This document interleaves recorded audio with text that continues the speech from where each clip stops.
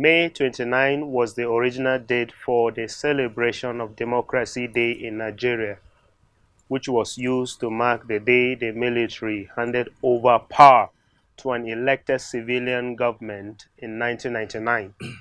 This marks the beginning of the continuous civilian rule since Nigeria's independence from the colonial rule in 1960. It is a tradition that was held annually beginning in the year 2000. Not until 6th of June 2018, 8 days after the celebration of Democracy Day, when President Muhammadu Buhari signed into law that Democracy Day should now be celebrated 12th of June. June 12, as we all know, was formerly known as Abiola's Day, which was celebrated in Lagos and other southwestern states. This was done to commemorate the democratic election of MKO Abiola on the 12th of June 1993 in what has been declared to be Nigeria's freest and fairest election. It was, however, cancelled by the Ibrahim Babangida military regime. MKO Abiola was later detained after he declared himself the President of the Federal Republic of Nigeria. He later died in detention. After his death, people have been agitating for June 12th to be declared Democracy Day, and President Buhari finally declared it on the 6th of June 2018. Good day and welcome to today's edition of Christians in Politics, coming to you from the studios of Advent Cable Network Nigeria Television, ACNNTV. I am Smart Simon, and today we shall be looking at celebrating Nigeria 21 years of uninterrupted democracy.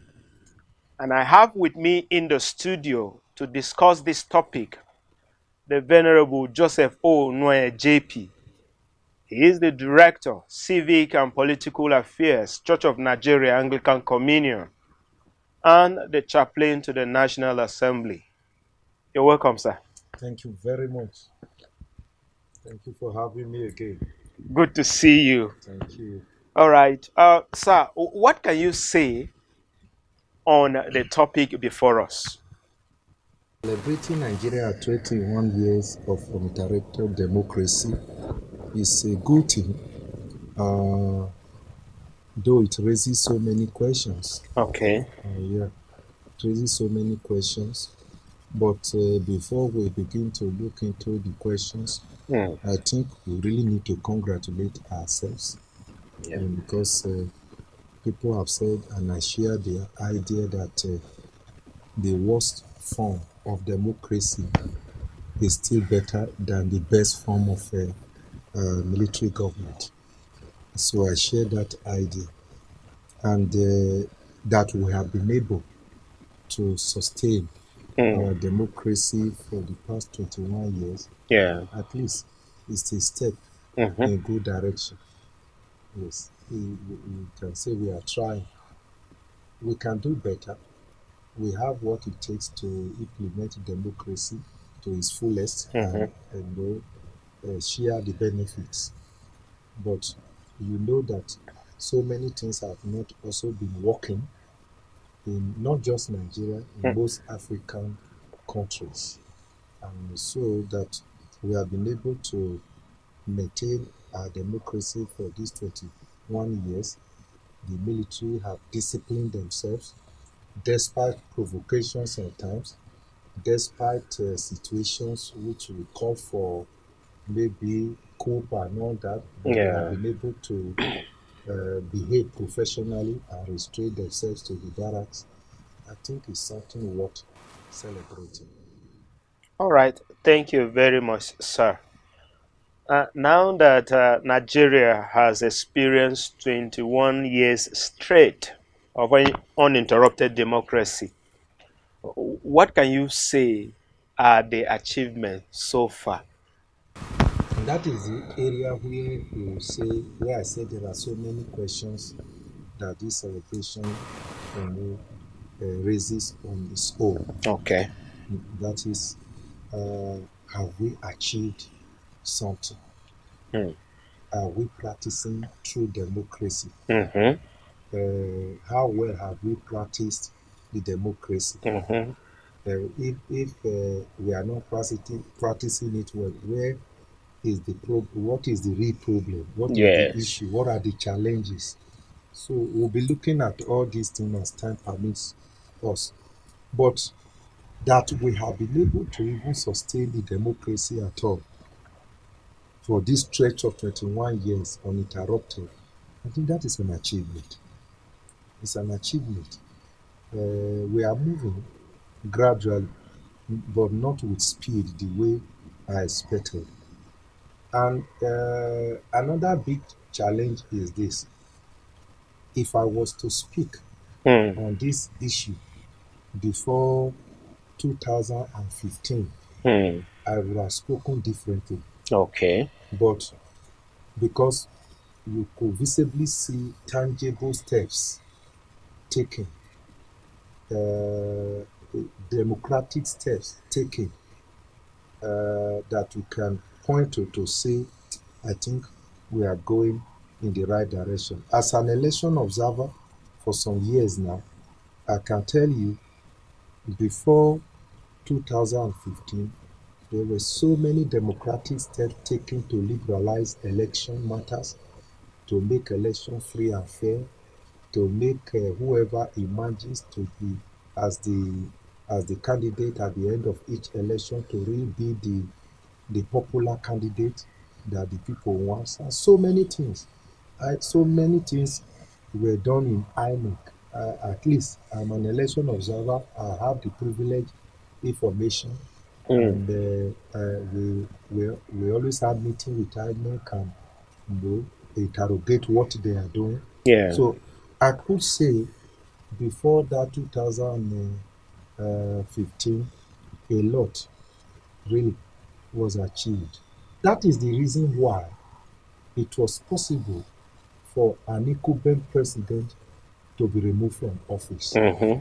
and another civilian, our present president, took over. Yeah. It was because we were making progress democratically. Structures were being adjusted to make sure that things work well. But it's difficult for me to say where we are now, putting into consideration what has happened in some of the elections that are taking place since after that time. And we are all Nigerians. We are all living witnesses. One of the evidence to show that there had been some kind of retrogression, if I'm permitted to use that word, is the number of cases, number of litigations Mm. that came up after every other election that was done since 2015. Mm. It shows that people are dissatisfied. It shows that people are disenchanted. It shows that there are manipulations. It shows that elections are not as free and as fair as it is expected. But another person will look at it from another angle and tell you that the sheer number of cases that are mounting up in courts after election is a reflection of democracy. That people go to court to express their opinion and Mm. to enforce their own fundamental human right. Right. Yes. So, but be that as it may, I see the volume of cases as a testimony to the fact that we are not getting it right the way it was before 2015. That is my personal analysis and my personal opinion.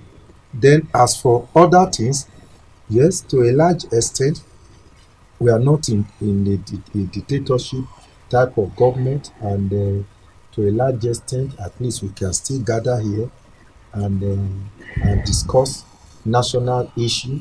So to that extent, we can say we are making some little achievement, but we are very far away from where I thought we would be by now. By now. Okay. All right. Thank you so much, sir.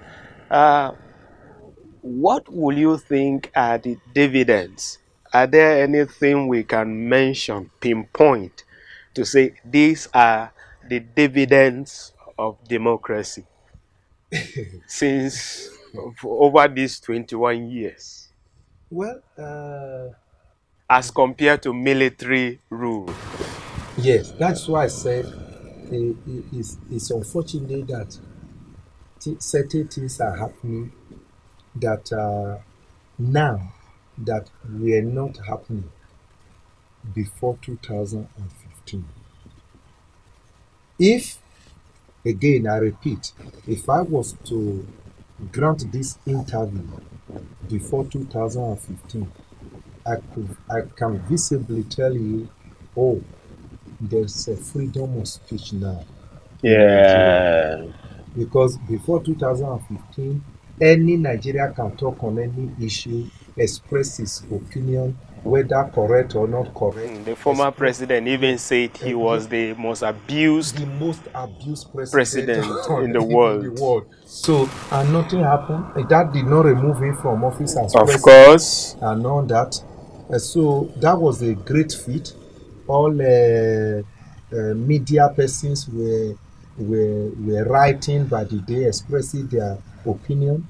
But today, we are talking about and struggling about gagging the media so that the media will not be gagged Yeah, completely. journalists are being detained here and there. Many journalists are being I'm sure you are aware that Yes. one of them wrote some poem about the Minister of Information Okay. and he was detained. Okay. So many people are in detention now, and that's why I say, I wish I was to speak on the benefit Yeah. of this democratic era before 2015.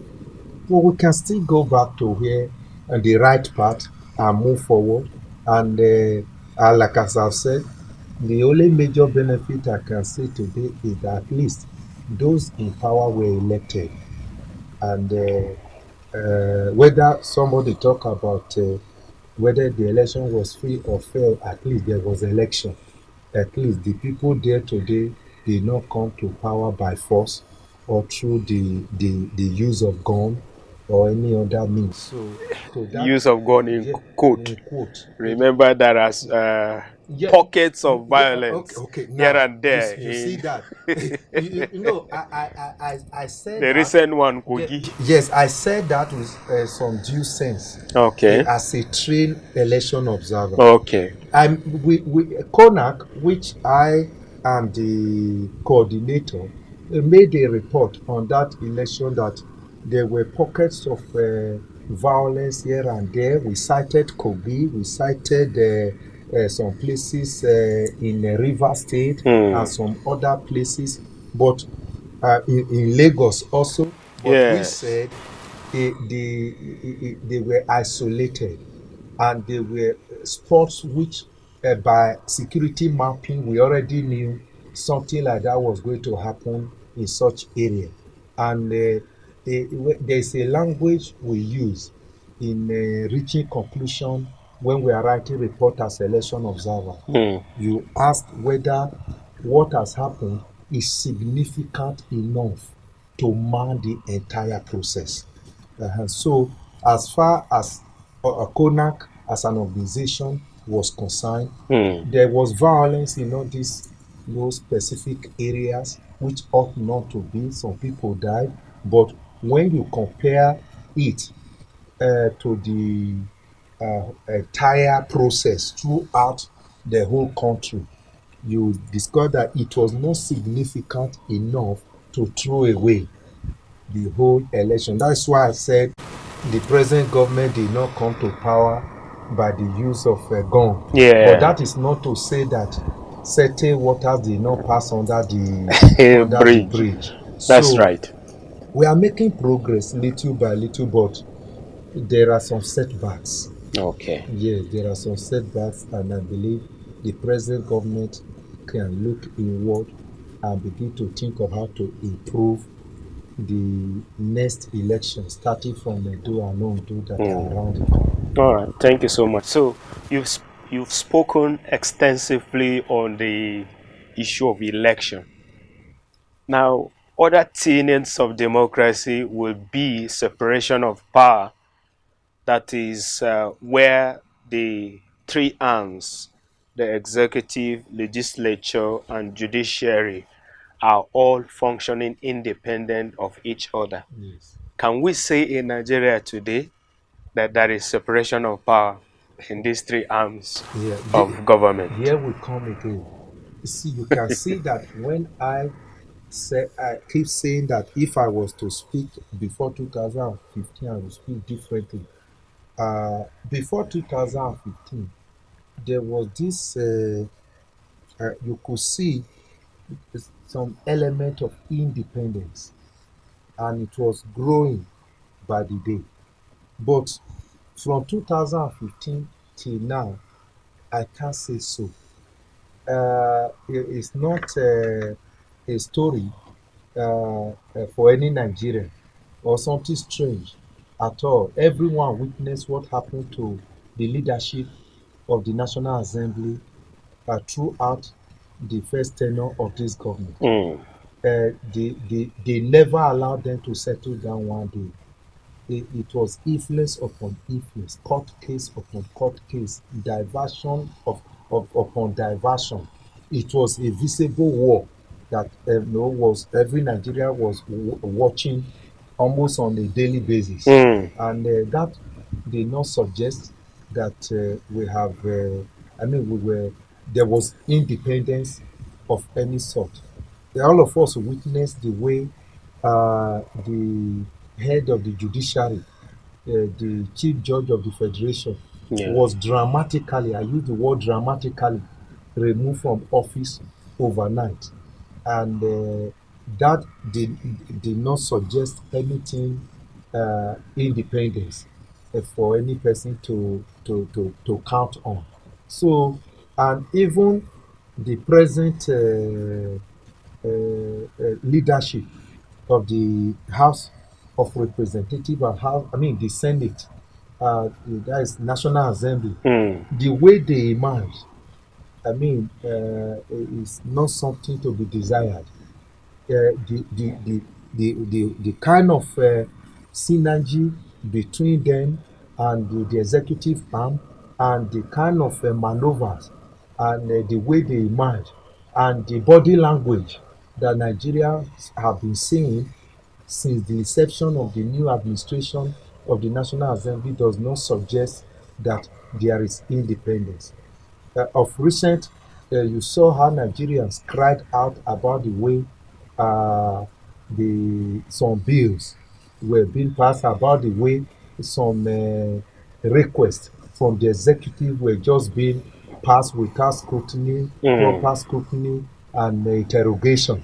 That suggests that somebody is influencing somebody somewhere, and that is not the spirit of democracy in its real sense. The executive supposed to operate independently. The legislative arm supposed to operate independently.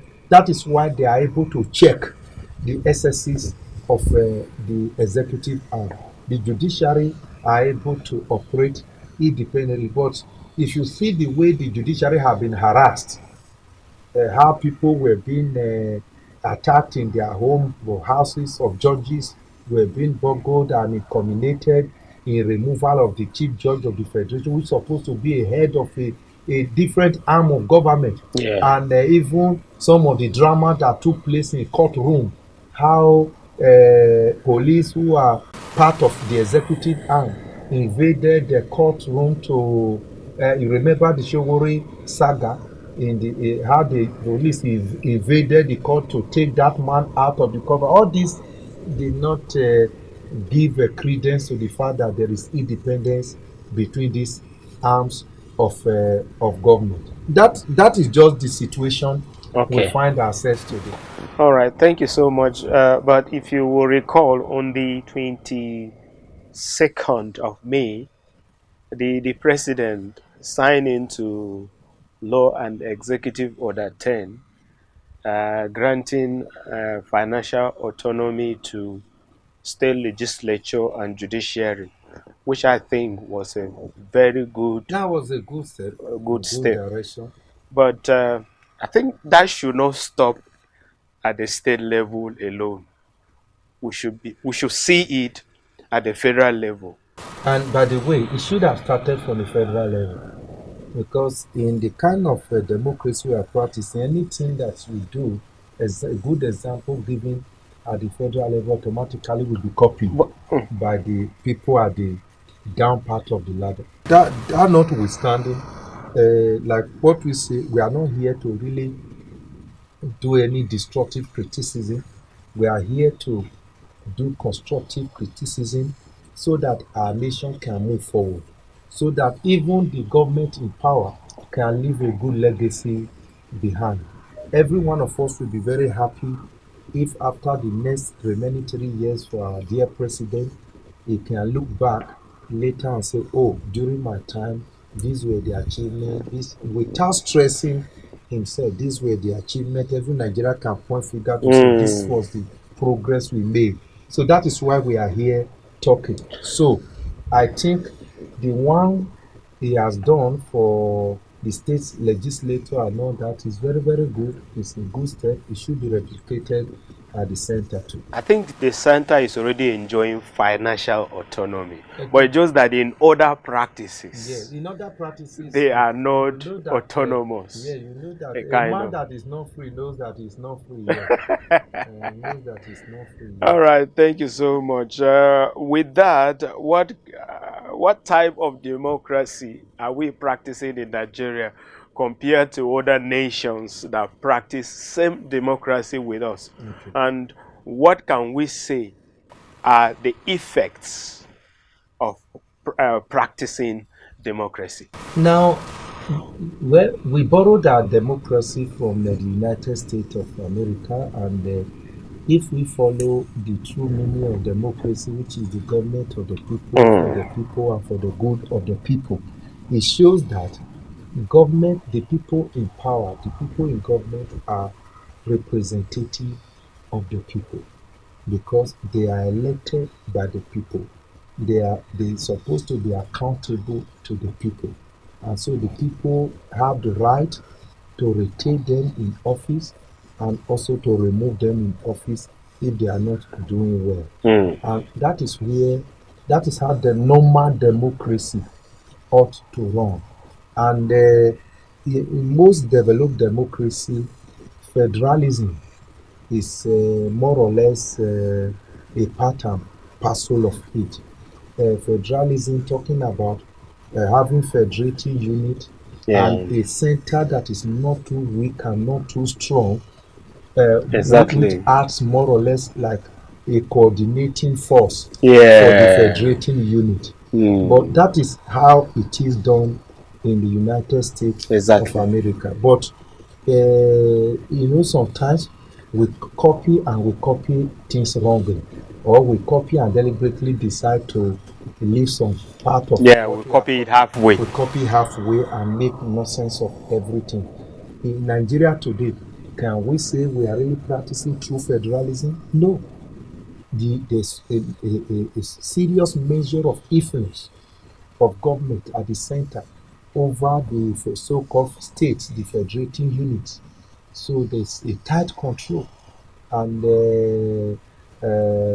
when you go to what they call the concurrent list, the exclusive list in our constitution, you will discover that there's so much power vested in the center Yeah. to the point that the federating units are almost rendered powerless or useless. That ought not to be in a proper democracy.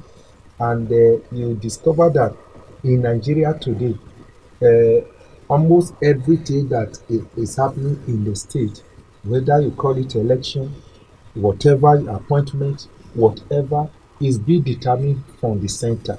That is not true federalism. That is not true democracy. And we are practicing more of a unitary government. So what we are Yeah. practicing now, calling federalism, is just an aberration. And I don't think we are doing the right thing yet. We ought to have a kind of federalism where the people are the downstream are allowed to choose their leaders fairly and in a free manner and without interference from the center. They are allowed to have some measure of autonomy in Yeah. everything. But that is not really so as at today, and you know it. All right. So where have we gone wrong Well, as a country? well, as a country, I think we have gone wrong in many ways because we have done what we ought not to do, and what we ought to do, we have left them undone according to our liturgy.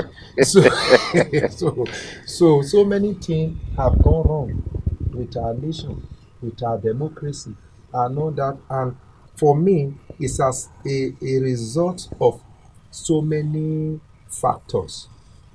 uh, Religion is there as a major factor, which is a problem to us in this country. Religious intolerance and serious influence, religious manipulation is there. We have tribalism as a major factor that has not allowed our democracy to work the way it's supposed to work. Tribalism, almost everything that is done in this country, tribalism comes to the center of the Hmm. table first. The issue of religion comes to the center of the table first. Then injustice, which has been enshrined in this very country. We are unfair to ourselves. Look at the way the resources of the nation Nigeria have been administered over the years.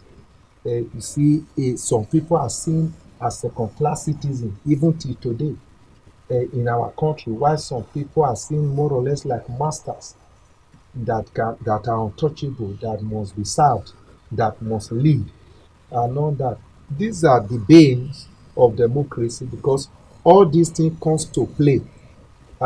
Then the kind of unhealthy rivalry during election, because we take election and being in power as a do or die affair, Affair. and that one influences everything. So when somebody finally emerges, he takes it as winner, have Hmm. it all, and so every other team will be affected because he believes that the power is in his hand and there's nothing you can do. So there are so many things influencing what is happening today around us, and that we cannot say yes, we have arrived yet. All right. Thank you so much.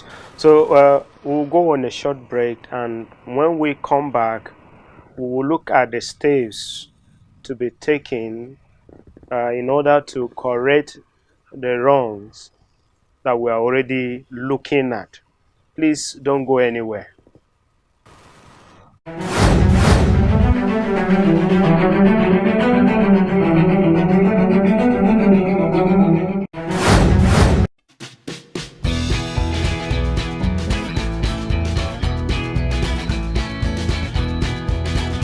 At the King's Court is a program where we worship and praise the King of Kings and the Lord of Lords through various musical renditions.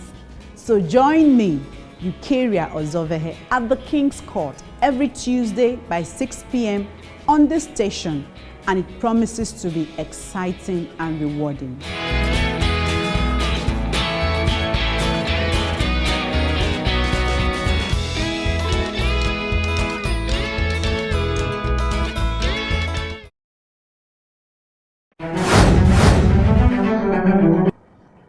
Viewers, you're welcome back. It's still Christians in Politics, reaching you from the studios of Advent Cable Network Nigeria, ACNNTV.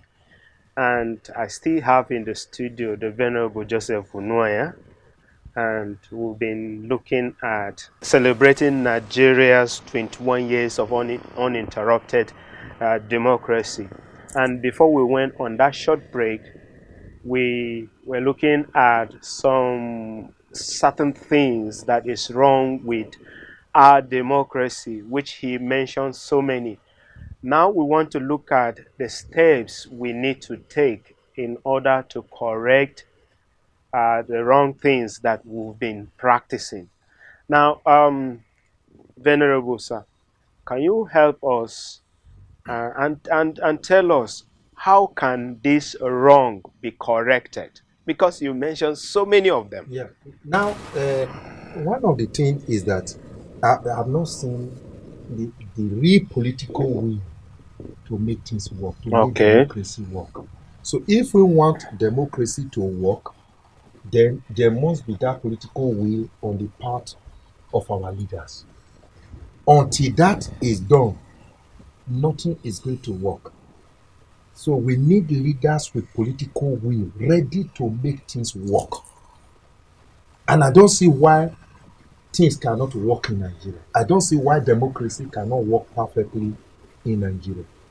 So, first step is to appeal to our leader to summon up the political will to allow things to work. That is number one. Then we need to play down on matter of religion. Yeah.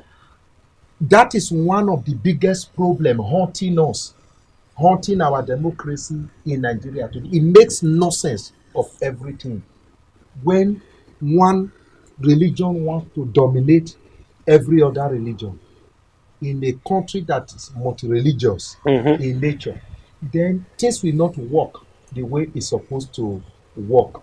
If we are practicing democracy, let it reflect in everything.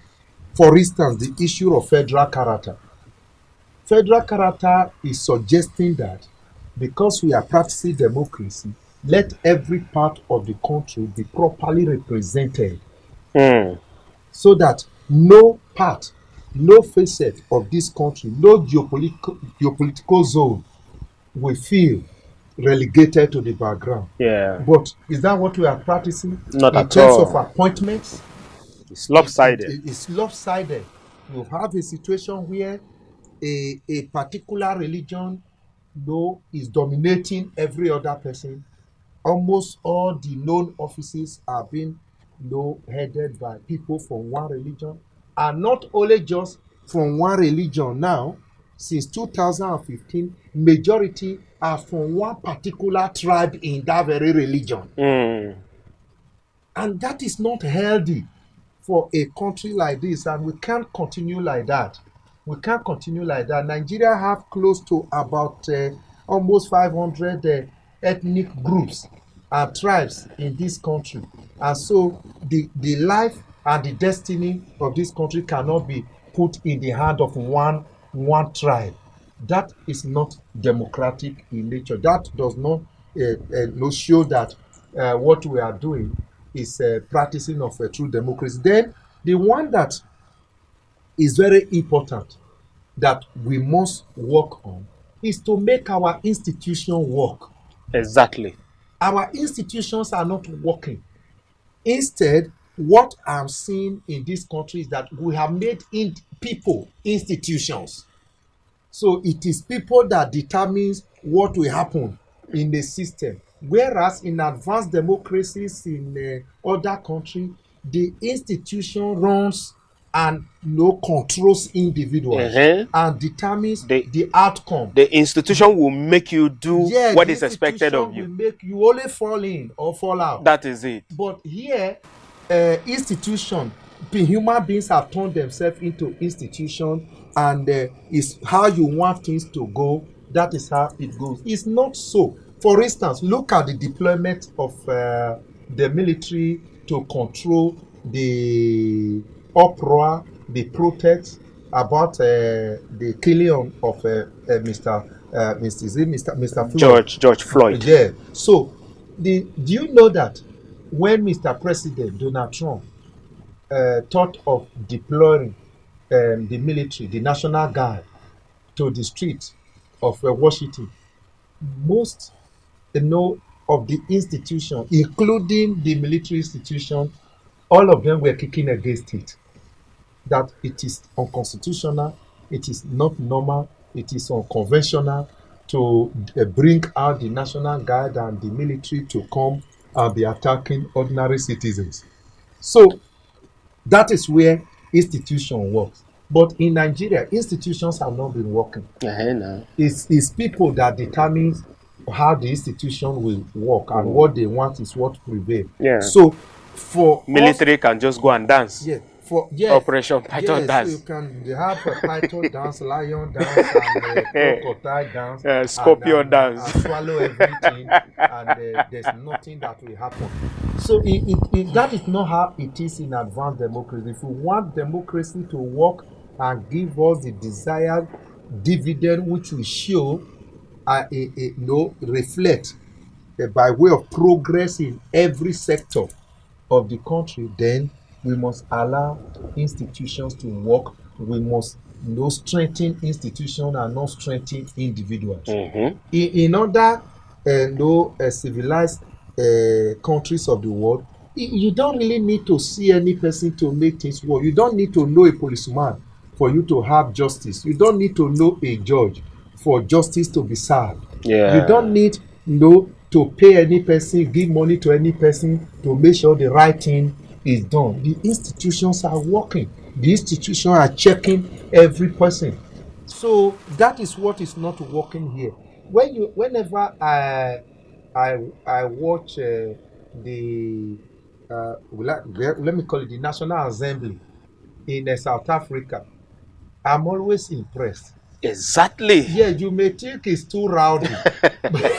but they are free to say their mind. They are free to express their mind. You can see the institution of the National Assembly knows what they are meant for. They are there to check the SSCs of the executive, and they are doing it. Every person see that they are doing it. And the executive is mindful that if they make any mistake, the National Assembly is there. Watchdog. The National Assembly is there as a watchdog, as a check and balance to correct them. That is because institutions are working. The judiciary is there. You don't just go and meddle with it anyhow. So, but in Nigeria, the only institution I see working is the executive for now. Every other institution is just at the mercy of the executive. So if we want real benefit of democracy, we need to strengthen our institutions. All right, thank you so much. So you've dwelled so much on the need to strengthen our institutions. But also let me add that if we must practice democracy in Nigeria, then we need free and fair election. Yes. Election that is free from violence. Now, elections that the person you voted for is the one that will represent at the end of the day. Not now, that is still going back to the question of strengthening institutions and allowing institutions to run the way they're supposed to be. All right. INEC is an institution that is saddled with the responsibility to deliver a free and fair election. Yes, that's election. Right. If it is allowed to function the way it's supposed to function without any form of influence from any quarters, I tell you, Nigeria will have the kind of leader they desire elected into office. All right, thank you so much. We thank you so much for this.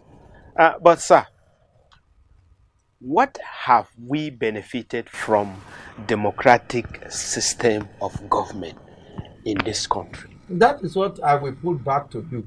That if you go around the country, most of the structures that have survived. Look at all those structures of third mainland bridge, this, that, all those multi-billion naira structures that have survived till today. They were all done during the military government. Exactly. So that is a challenge. If we say we want civilian government, we want democratic government, then we should not just talk about it with mouth. The dividend should reflect exactly on the ground. We are still talking about Second Niger Bridge. Yes, we are still struggling with railways. We are still struggling with roads, bad roads here and there. Bad road. I almost now have phobia for traveling on the road now because of bad road. You see insecurity, how it has festered, developed, grown out of proportion. Bandits killing people every day. People dying every day. Then what now let me ask you, do you think that if it was during the military era, banditry, kidnapping, and what we are seeing today, it will be what it is now? Do you think Boko Haram would have survived up till now? So, as much as we desire freedom, as much as we don't want the military to come and be pushing us here and there and be flogging us on the street, we still want to say that we have not done anything enough to justify the kind of democracy that we are practicing. We are just talking about dividend, and what people see as dividend or democracy is, from what I can see for now, is sharing of a bag of salt, then sharing of rice and wrapper during election time. You see, you hear them in the village when we go to observe elections. At least I've gotten some dividend of democracy because the person have been given a tutor. That is not supposed to be the dividend of democracy. It shouldn't be at all. Dividend of democracy should be that you have fundamental freedom to life, you have fundamental freedom of expression, you have fundamental freedom to worship how you want to worship without being molested by any person. You have the right to vote, and your vote will count, and you have the right to justice. You can go to police station and get no justice. You can go to court and be sure that you will get justice. That is what democracy stands for. And government officials are held accountable, and they know that they are servants to the people, and to that extent they are ready to serve. Those are the dividends of democracy that we want to see. Right. And once all those things are put in place, you will see that we can have good roads, we can have good railway system, we can have functional transport system, we can have good schools, we can have, institution will be flourishing. That is the time we will say, yes, we have benefited from democratic government. All right, thank you so much. Now, in terms of the growth of basic infrastructures, I want us to do some comparison. Yeah. Although we have started talking about it, but civilian rule, military rule, in terms of basic infrastructure, which one is better? You see, there's one thing that is that makes military rule very interesting. They are goal getters. Anything they set their mind to do, they do it without minding how they get there. So that is one thing sweet about the military regime. Regime. You go ahead and achieve whatever you want to achieve. But in democratic government, there are checks and balances. So without let's just be a little bit simplistic here. All these checks and balances have a way of slowing down a lot the of process. Yes. Yeah, that is a fact. You cannot just get up now, Mr. President. No matter how he wants the roads to be, he cannot just get up now and say, within the next 6 months, I want all roads in Nigeria to be tiled. He cannot. There will be people to slow him down. Is it in the budget? Is it in the budget? And all of that. They need approval. All sorts of things will happen. These are the bottlenecks in democracy. But that notwithstanding, that does not mean that we should not be able to get our institutions to, get our infrastructures right. If a democratic government is serious and is ready to allow all the system run normally, I tell you, the kind of infrastructure that it will generate will be far better than what the military government can give to us. All right, sir. Let me put you on the spot. Okay. Which one will you prefer? Military rule, civilian rule? I still prefer a democratic rule, okay. Civilian rule, because the military are not representing you. When there's a military junta, it's not representing you. That is what they can do and undo, and there's nothing you can do about it. They can coerce you to do anything, whether right or wrong. But in democracy, in civilian government, it is not like that. At least civilian government is in a democratic setting are supposed to be representative of the people. The people choose the best among those available and put them out there to lead. And when such civilian governance is handled well and there's political will to do the right thing, it will be far, far, far, far better than military dictatorship. All right. Thank you so much. Now, as we begin to round off on this episode of Christians in Politics, what would be your advice to our leaders? Let's start with leaders, then we'll go to Nigerians. Well, leaders generally, okay, for our leaders, what I would say is that your term in office is time bound, and you should never forget that. Whenever you have the opportunity, leave some lasting legacy behind, because that is what you will be remembered for. And if the people have gathered together to elect you as their leader, please lead them well, represent them well, speak for the people, act for the people.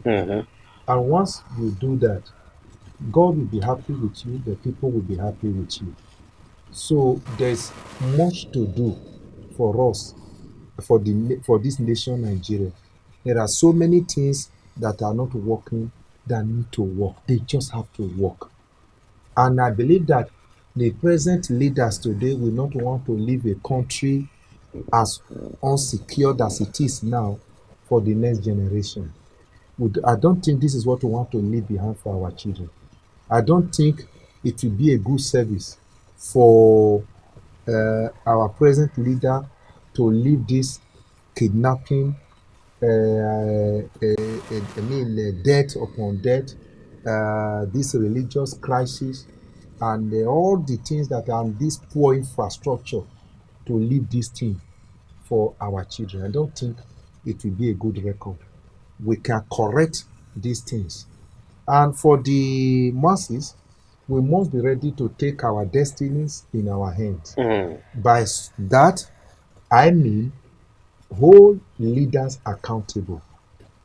If you voted somebody to represent you in House of Rep, you voted somebody to represent your state in the Senate, you voted somebody to govern you as a governor, you voted somebody to govern you as a president, we must demand for account from these very people. We should not shy away from that. We must, when things are going wrong, we must speak out. We must not be afraid to speak out. We must refuse to be intimidated. None of us was imported into this very country. Exactly. This is our home. Nigeria is our home. The better Nigeria becomes, the better for all of us, for both leaders and led. And so the masses must demand account from our leaders and make them to do the right thing. And when there is injustice, people should not be afraid to express their rights in protest and peaceful protest. Register your grievances peacefully to those in the corridor of power, so that they can do the right thing. You know, you see what is happening all over the world now about protests against police brutality in the United States. Do you know how many people have died in Nigeria in the hands of policemen? And no one talked. So it should not be so. Do you know how many people that are in detention in this country today? No one is talking. It should not be so. We should demand account from our leaders. We should make them to do the right thing, because they are our leaders. We don't have other people to cry to.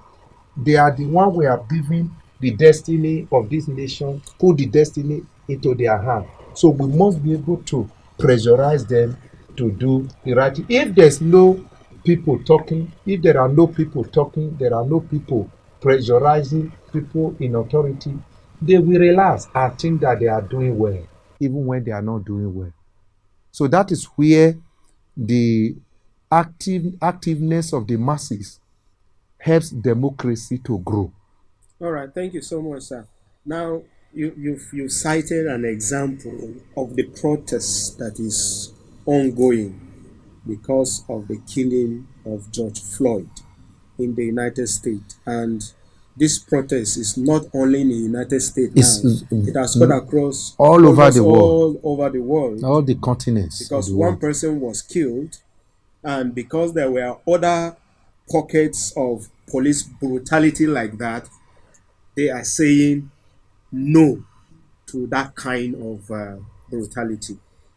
But in this country, people are dying every day. Every day. And we, the citizens, have not done anything. It's like we are just taking it like that. The problem of this country is we, the citizens, that we've not been able to hold our leaders accountable. That is the point I'm making. Because when certain things happen and every person just keep quiet, then those in authority will think that that is the right thing, or that everything is okay. This is a religious channel. Let's go back to the Bible. When Herod took James, the leader of the church then, and slaughtered him, and every person kept quiet, even the Bible said that the King Herod waited to see the reaction of the people. And when he discovered that there was no reaction whatsoever, he went ahead and seized Peter. And it took the grace of God for Peter to be released miraculously. And it was because the people saw the arrest of Peter and his detention as something evil, and they took some action. They prayed violently against it. And that is why Peter's life was saved. If the people have also kept quiet, they did not pray, they did not protest, they did not do anything, Peter would die again. Peter would have died and another. So the people must be active for democracy to be active. The people should be able to say no. No to so many things, no to bribery, no to corruption, no to somebody giving you 500 naira note on election day to change your mind and vote for the wrong person. Say no to it. And when the election is done, if the leaders are not doing well, the people should be able to say no, this is wrong, and be able to come out. If there's need to protest, they should be able to come out. But what we don't advocate for in democracy, there's no room for violence. There should be peaceful registration, peaceful protest to register your grievances and let government know that the right thing is not being done. So the people, once the people are dozer and inactive, then nothing good will come out of government. All right, so we have to thank you so much, sir, for your thought. It has been the Venerable Joseph O. Noya, who is the Director, Civic and Political Affairs, Church of Nigeria, and Chaplain to the National Assembly. Thank you so much for your time. Thank you for the opportunity. We appreciate you. And we wish Nigeria well as we celebrate. Yeah.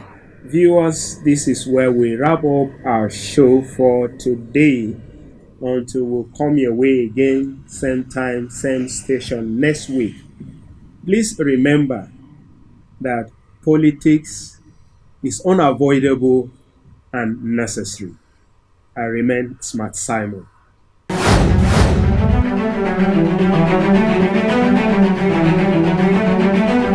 The views and opinions expressed on this program are those of the guests and viewers, and does not necessarily reflect the views and opinions of the Advent Cable Network Nigeria, ACNNTV.